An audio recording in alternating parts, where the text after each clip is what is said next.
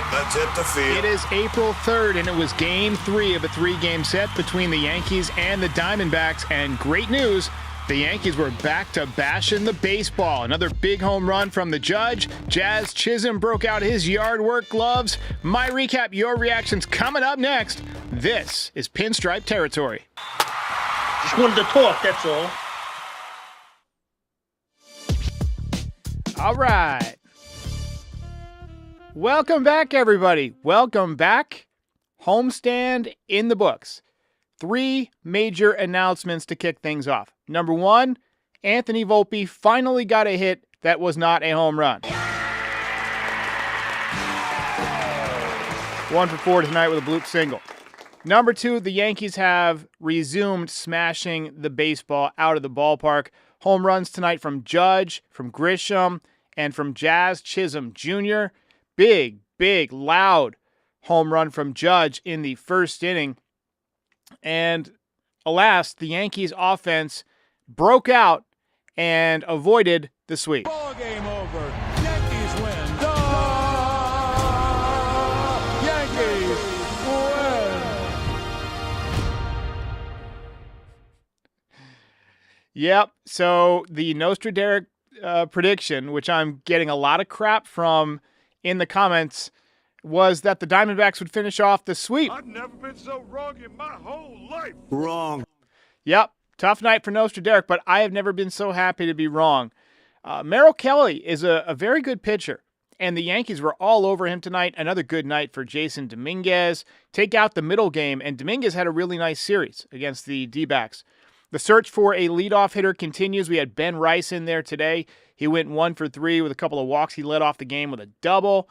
Goldschmidt got the day off. He came in late, but he often plays 150 games in a season, so it's rare that he gets a day off. As he gets older, I think the Yankees are going to try and manage him a little bit. It wouldn't surprise me if he got more days off this year than he typically gets. Tonight we will recap the game, obviously, but I want to zoom out and also talk about the series and the homestand. We'll talk about the Pirates series coming up and Cookie Carrasco. And we got a couple of voicemails to get to. But first, let's get to the recap. All right, let's go. Let's get it going. Phenomenal play by Oswaldo Cabrera in the first inning. As a third baseman, the pop-up behind you is one of the toughest plays that you have to make, especially when there's a storm brewing like there was tonight and the wind was whipping up. And there's going to be some storms in the Northeast the next couple of days. Wouldn't shock me if 1 or 2 of these Pirates games gets rained out. But nice play by Oswaldo. He went 0 for 3 on the night, but so far I've been impressed with his play so far this year. Leadoff double by Ben Rice. Probably should have been caught, but Lane Thomas lost it in the twilight sky. If you've ever played in twilight, and I've had this problem, it's a scary problem. You look up and you see this, in between sunset and when it gets really dark, you get this really bluish dark sky. And if the ball gets above the lights, it's just like this little gray streak, and you can't judge where it's going to land. That happened to Lane Thomas today in the first inning on Ben Rice. And that left first base open, which was interesting because if you get Bellinger out there, Bellinger was number 2 in the order. If you get Bellinger out there, you can walk Judge. But Bellinger worked the walk. Great at bat, and Aaron Judge hit a 3-run homer. 5th home run of the season already. No need for a torpedo bat. He is the torpedo. 112 miles an hour off the bat. Beautiful piece of hitting. I was at a game a couple of years ago against the D-backs where he hit 3 home runs, and the first home run he hit in that game was almost identical. Line drive into the bullpen. That's some Ben Rice exit velocity there. Another great night for the captain. RBI single, double, major damage every night, just about. Last night, notwithstanding. Beautiful piece of hitting by Dominguez in his first at-bat. Opposite field single, and then fantastic base running to score from first base on the double by Grisham. One of the things that was always touted about Dominguez is how well he runs the bases and how fast he is. And he is really showcasing that tonight. He almost beat out a ground ball to third base, just a routine grounder. Nice play by Anthony Volpe on a pop-up in the second inning. Our defense. 2-run home run from Grisham in the third, his first home run of the season. Second extra base hit in as many at-bats. I'm beginning to like Trent Grisham more and more. He got off to a tough start with us last year, and I think a lot of Yankee fans wrote him off. But he's done a nice job for the role that he is in. But another RBI knock and a stolen base for Aaron Judge in the fourth. Not just a home run hitter, folks. He is a complete hitter. More of that, please. In the Marvel universe, there's this character called War Machine. And in my head, I've been calling Judge the War Machine. That's what I've been nicknaming him because he is a war machine. He just racks up WAR. He put up 0.8 WAR in the first series of the season. He's probably up to 1 now, given how well he played tonight. Jazz Chisholm also went deep. 4 home runs from him with his torpedo bat. This one was not a cheapie. He's had some cheapies this year. This one was not one of them. Almost took out one of the charity kids in the judges' chambers. Dominguez hit a booming opposite field double, probably a home run in a lot of ballparks. I didn't look at that would it dong graph, but he smoked it, and it almost went out in left center field. So good night for Dominguez. Ugly night for the bullpen. I'm sick of this shit. Ryan Yarbrough was just dog pissed tonight. 2 walks, 2 hits, including a grand slam, sporting a nice robust 21.6 ERA so far. Bottom 7. Round of applause for J.C. Escara. First big league hit. A line drive double into the right field corner. And then Luke Weaver came in for the 4-out save. Been a long time since we've seen that. And a great night for the Yankees. Now, I know what you guys are wondering. Who is going to be the belt winner on a night where we had 9 runs? We had a great start. Well, I wouldn't say great, but a good start from Carlos Carrasco. Not quite a quality start by the textbook definition, but a quality decision or quality start in our hearts. We had Ben Rice doing a great job out of the leadoff spot, and Jazz with a 2-run home run and a stolen base. But Aaron Judge with 4 RBIs, your belt winner in the clubhouse.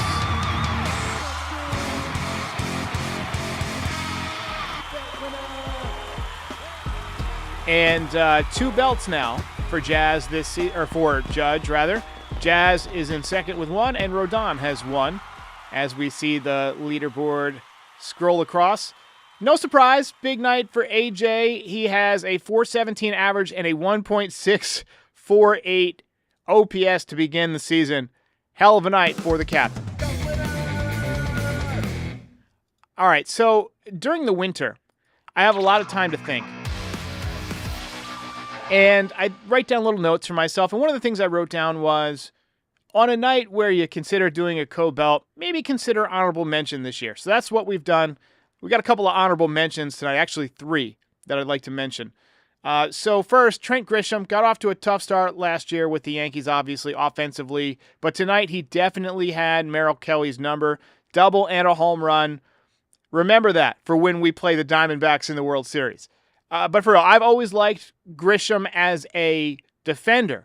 His offense has never been the strong part of his game. So when he gives you offense, you feel like it's a bonus. Tonight was one of those nights. But I like that he's a role player. He's a team guy. He tries to help out the younger guys. He doesn't complain about playing time. Just a really good Yankee. And Jazz. Excellent.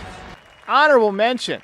Really good night for Jazz Chisholm. Another long home run. Continues to look comfortable at second base and at the plate. Made a little bit of an acrobatic throw tonight that I thought was a bit unnecessary. And, got the job done anyway. I think it's a smart move that Aaron Boone lets Jazz be Jazz. I hope he tones it down on some of the unnecessary plays like that. But, hey, you got to let a guy who's a free spirit like that be a free spirit. Robin Redbreast in a cage puts all of heaven in a rage. Let's talk about Ben Rice. Ben Rice, who is still developing, but hitting leadoff tonight. Who, Aaron Boone, they asked him why. He said, well, because he rakes. And I have to say, I agree.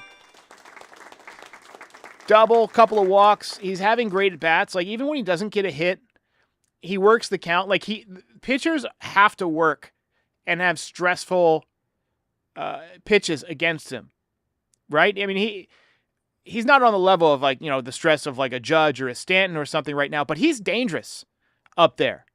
And pitchers have to be aware of that, especially right now. So, good game for those gentlemen. Let's talk about Cookie Carrasco.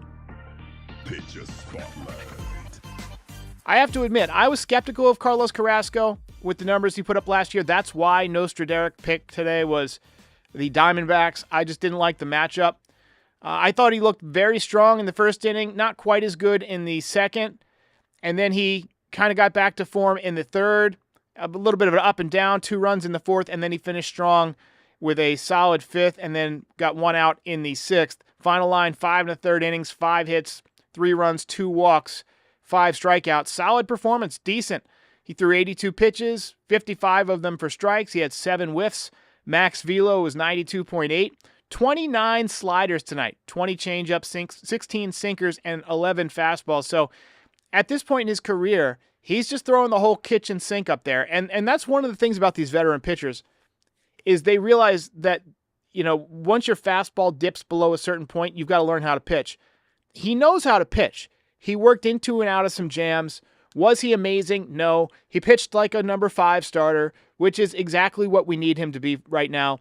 We got Clark Schmidt hopefully coming back in a couple of weeks. And both Will Warren and Carlos Carrasco had a solid start their first trip through the rotation. So, going to make a difficult decision for Aaron Boone when that time comes. All right, so your takeaways from the series. Game 1 was obviously ugly, bullpen implosion, but there were some positives. Dominguez had a good game, hit his first home run, had some real positives in the series overall.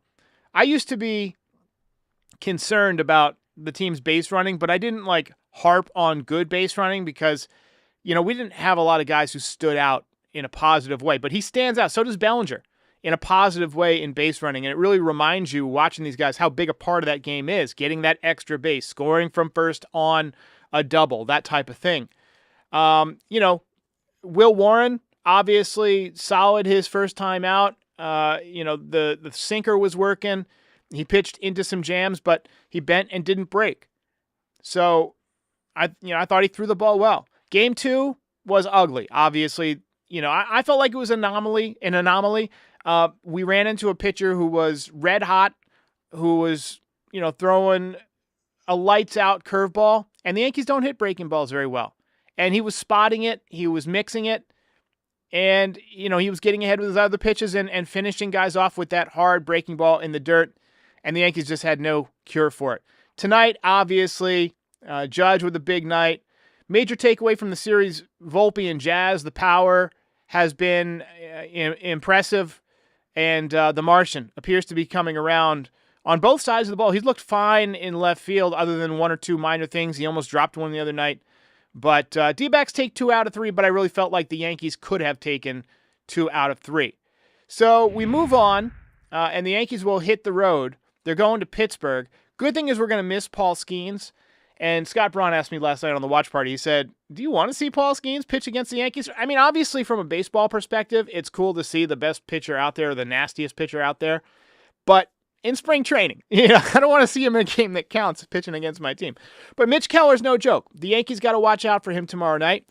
We got Max Fried starting on the mound. That's going to be fun. I felt like the Yankees let him down defensively in his first game. Obviously, they won that game. But I felt like he could have, pitched out of some jams that maybe got spoiled by some defense. But I think he only had 2 earned runs. So hopefully tomorrow we get a nice dominant outing. He's pitched against the Pirates a lot, in the National League. So he's familiar with them. He's used to pitching at that ballpark. You can't lose this series to the Pirates. The Pirates right now, I believe, are 2-5. I'm going to pull up the standings real quick. Let's take a look real quick at the standings. So the Pirates are 2-5. They've scored 19 runs. They've allowed 31 runs, so already a negative 12 run differential. By the way, the Yankees' run differential is plus 32. Sorry, no, plus 21. So pretty good already. Blue Jays atop the division right now. So the Yankees' wire-to-wire hopes, unfortunately, done. But look, you got to win this series. You really should sweep this series. Not really a whole lot of excuses not to sweep this series. James G says, Weave is built different for real. I love Weave. All right, so Yankees take 4 out of 6 on the homestand. Obviously, the main talk was the torpedo bats. I think that fad will fade over the next few months. I mean, the Yankees are going to keep doing it, but their bats are specifically tailored to their guys. Other teams that are getting it done probably don't have the same kind of analytics poured into it, so I think the Yankees are going to have a slight advantage there for a bit. We got some comments here. Sam G says, the Pirates have no offense. That's good to hear. Hopefully Max Fried can cut through that lineup. Sam G says, Skeens would have 20 Ks. You're not wrong. You're not wrong. Aaron L says, Ben Rice has excellent plate discipline for a guy who had negative draft pedigree. Could he be Mike Piazza? He is 26 years old. Some guys are late bloomers. I mean, he put on, 10, 15 pounds of muscle this winter. You hope he wasn't doing it with Jerickson Profar, but he's or Winstraw. He's got a great swing, and the balls that he was hitting last year were coming up just short. They were dying on the warning track. Oh, there goes gravity. But this year they're getting out, and he's hitting the ball really, really hard. So that's what you got to do. All right, let's get to some voicemails. No sponsor tonight. We've already hit our sponsor requirements. So thanks to everybody who checked out True Classic and Spot and Tango. Let's get a first voicemail here. This is about a rant. Hey, Derek. This is John from Greenpoint, Brooklyn. First time, long time. Love your show, man. I just love what you do. But one of the highlights of your show is always the 2 or 3 times a year where you go into your rants. And that's must-see TV, man. And I just hope that you don't curtail that because, I mean, it's just because we're living through that with you. We're living vicariously through you. And so it'd be important for us not to have that removed from our viewing life by watching you because, I mean, who else is going to rant like you? I appreciate the call. So I've got good news for you. Now, I'm not going to rant tonight. I might have a thought or two, but a little sneak peek at Rant Cam. We do have Rant Cam, and we're super zoomed in because this is Angry Cam right here. But this is the cam we do have. We are set up for rants this year, so be on the lookout. Maybe stop playing Pablo Reyes. How's that for a rant? Call from Puerto Rico. Hey, Derek. This is Mark calling all the way from Puerto Rico. Loyal watcher of your podcast. Love everything you do. Just hoping that you are able to eat your words today and we will get this win. I'm totally on board with what you're saying. Us Yankee fans, for some reason, we just get all crazy about a couple of losses. We need to understand that it's 162 games. 162.